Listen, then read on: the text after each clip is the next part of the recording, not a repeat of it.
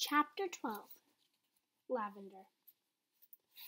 In the middle of the first week of Matilda's first term, Miss Honey said to the class, "I have something important to tell you, so listen carefully. You too, Matilda, put the book down for a moment and pay attention." Small eager faces looked up and listened. "It's the headmistress's custom," Miss Honey went on, "to take over the class for one period each week. She does this with every class in the school, and each class has a fixed day and a fixed time. Ours is 2 o'clock on Thursday afternoons, immediately after lunch. So tomorrow at 2 o'clock, Miss Trunchbull will be taking over for one of my lessons. I shall be here as well, of course, but only as a silent witness. Is that understood?" "Yes, Miss Honey," they chirped. "A word of warning to you all," Miss Honey said. "Make sure your clothes are clean, your faces are clean, and your hands are clean. Speak only when spoken to.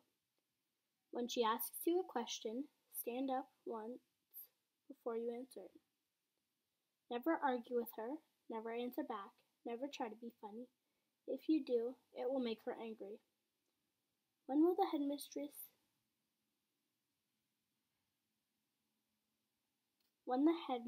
gets angry, you better watch out." "You can say that again," Lavender murmured.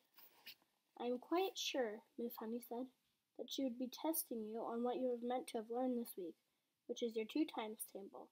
So I strongly advise you to study when you get home tonight. Get your mother or father to hear you on it."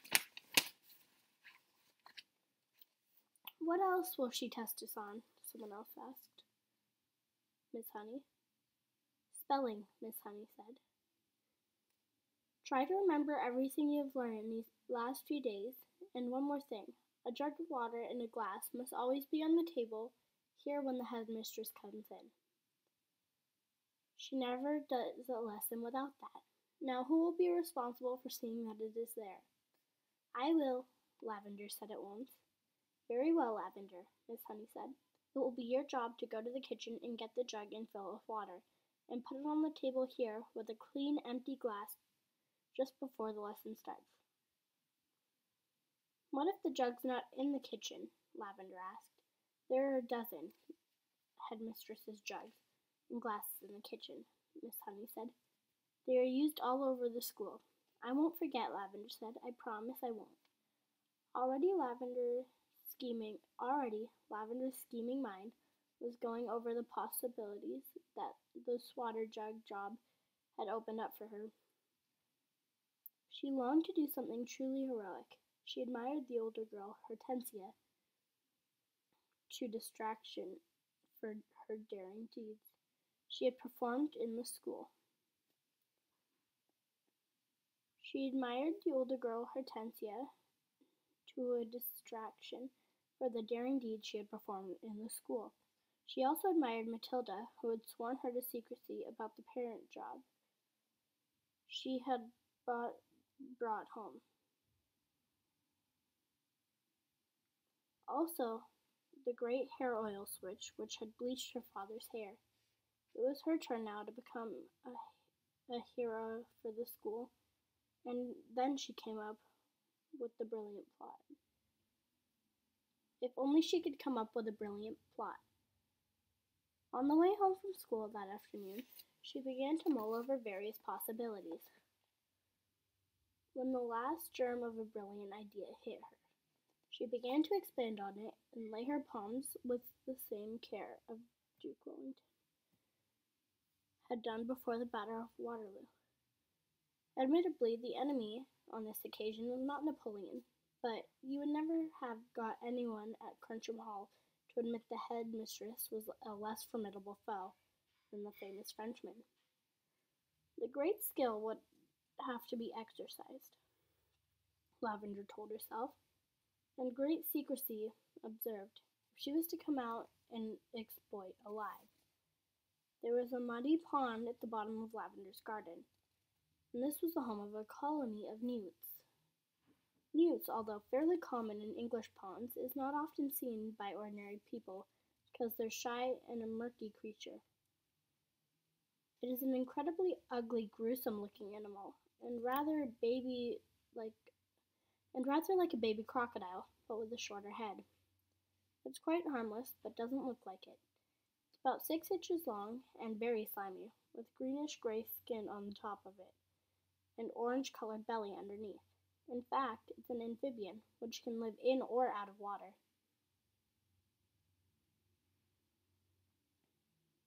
That evening, Lavender went to the bottom of the garden, determined to catch a newt. They are swiftly moving animals and not easy to get a hold of.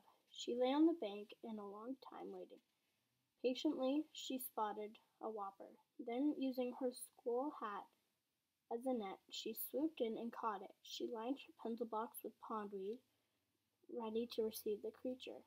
But she discovered that it was not easy to get the newt out of the hat and into the pencil box.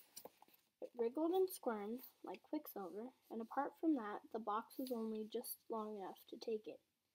When she did get it in, at last, she had to be careful not to trap its tail in the lid when she slid it closed. The boy next door, called Rupert, told her that if you chopped off a newt's tail, the tail stayed alive and grew into another newt 10 times bigger than the first one. It could be the size of an alligator, It could be the size of an alligator.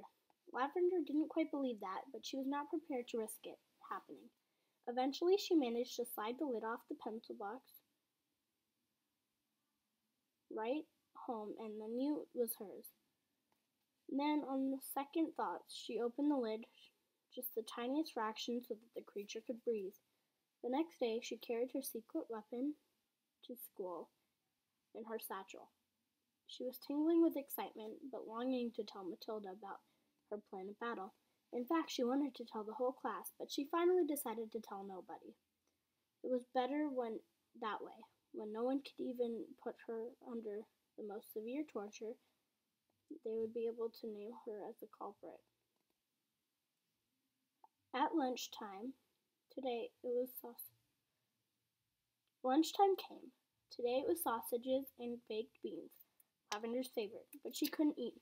"Are you feeling all right, Lavender?" Miss Honey asked from the head of the table. "I ate such a huge breakfast," Lavender said. "I really couldn't eat a thing." Immediately after lunch, she dashed off to the kitchen and found one of the Trunchbull's favorite jugs. It was a large building, and the thing made a blue pot.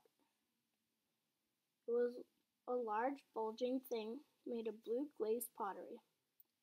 Lavender filled it half full of water and carried it together with glasses into the classroom and set it on the teacher's table. The room was still empty, and quick as a flash, Lavender got her pencil box from her satchel and slid the lid open just a tiny bit, and the newt was lying quite still. With great care, she helped it over the neck of the jug and pulled the lid fully open and tipped the newt in. There was a plop, and it landed in the water, thrashed around wildly, and for a few seconds before sitting down. And now, to make the newt feel more at home, Lavender decided to give it a pondweed from her pencil box as well. The deed was done. All ready.